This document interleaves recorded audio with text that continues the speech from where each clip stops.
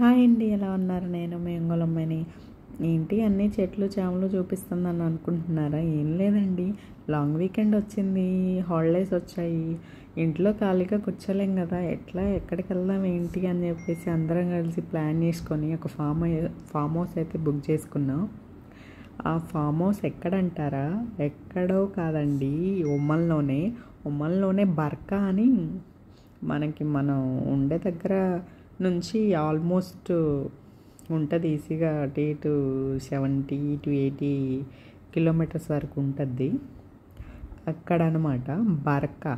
బకరా కాదండోయ్, బర్కా. ఇక్కడ farm house అంటే almost ఒక 2.5 నుంచి 3 acresలో ఉంది.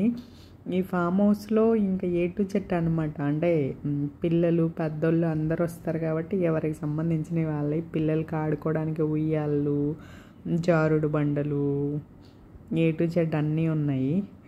మనకి లేడీస్ వండుకోవడానికి కిచెన్,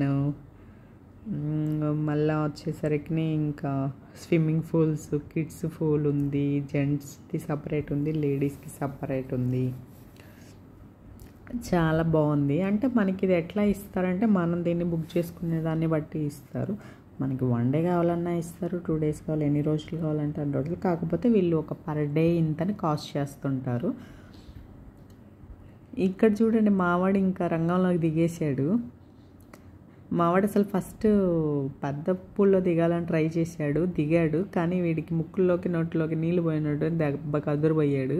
అందుకని తీసుకొని వచ్చి ఈ కిడ్స్ దాంట్లో వేస్తే వీడు ఇష్టం వచ్చినట్టు తెగ ఆడుతూ ఉన్నాడు. అక్కడ పైన కనిపిస్తుంది చూసారా, అది లేడీస్ది. ఎందుకు ఖాళీగా ఉందో చెప్పండి, మీరు గెస్ చేయండి. ఎందుకంటే లేడీస్ అందరు కిచెన్లో ఉన్నారు, అందుకోసం లేడీస్ది ఖాళీ ఉంది అక్కడ. ఇక్కడ చూడండి, జస్ట్ అట్లా చిల్ అవ్వడం కోసం సోఫా సెట్స్ కానీ, ఫొటోస్ దిగడం కోసం ఈ సెట్టింగ్ కానీ, గ్రీనరీ కానీ అంతా కూడా చాలా బాగా న్యాచురల్గా ఉంది. ఇక్కడ ఫొటోస్ దిగితే చాలా బాగా వచ్చాయి ఫొటోస్.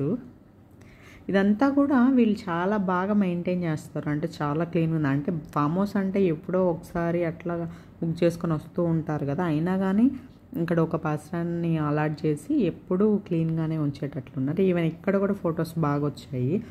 ఇక్కడ చూడండి, ఎవరి పనిలో వాళ్ళు ఉన్నారు. ఇంకా వాటర్ చూడగానే నేను పిల్లలే దూకుతూ ఉంటారేమో అని, మావాడు చూడండి దూకతా అంటున్నాడు.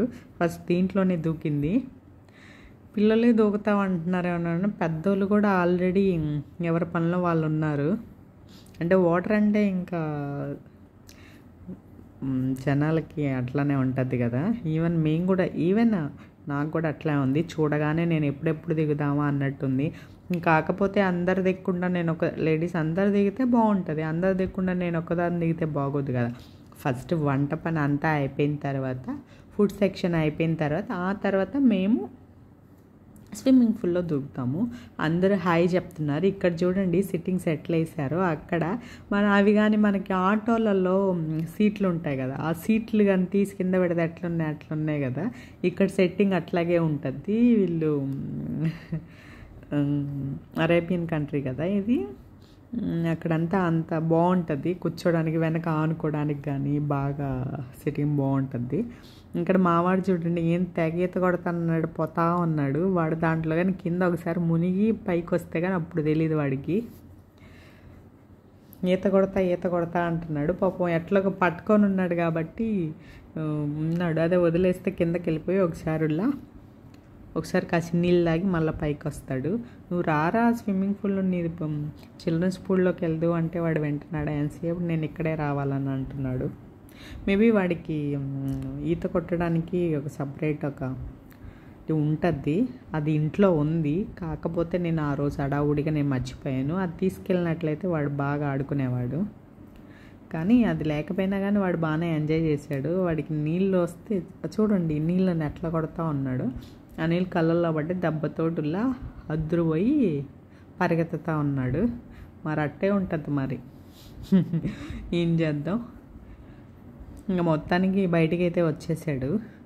చూడండి ఫొటోస్ అయితే చాలా బాగా వచ్చినాయి. ఇక్కడ కానీ అక్కడ కానీ 2 ప్లేసెస్లో ఈ ఎంట్రన్స్కి బాగుంది, డిజైన్ లాగా అల్లిచ్చారు. ఆ రెండింటి దగ్గర ఫొటోస్ దిగాము, బాగా అనిపించింది.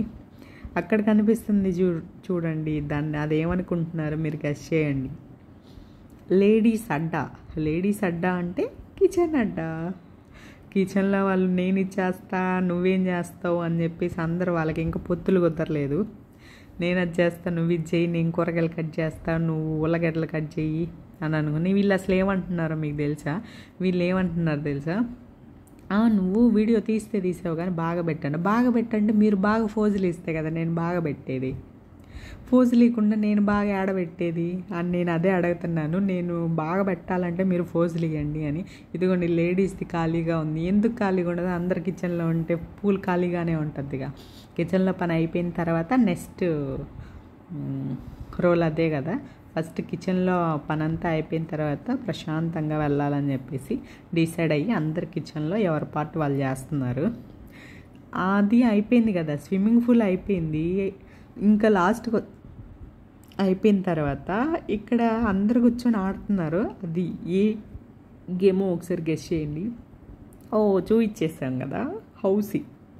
ఈ హౌసీ కూడా తెలుసా మామూలుగా నార్మల్గా ఏదో ఫార్మాలిటీకి కాదు, అది విన్ అయిన వాళ్ళకి ప్రైజెస్ అంటే ఏం లేదు, ఒక్కొక్కరికి 1 రియాలు 2 రియాలు 3 రియాలు అట్లా అన్నమాట.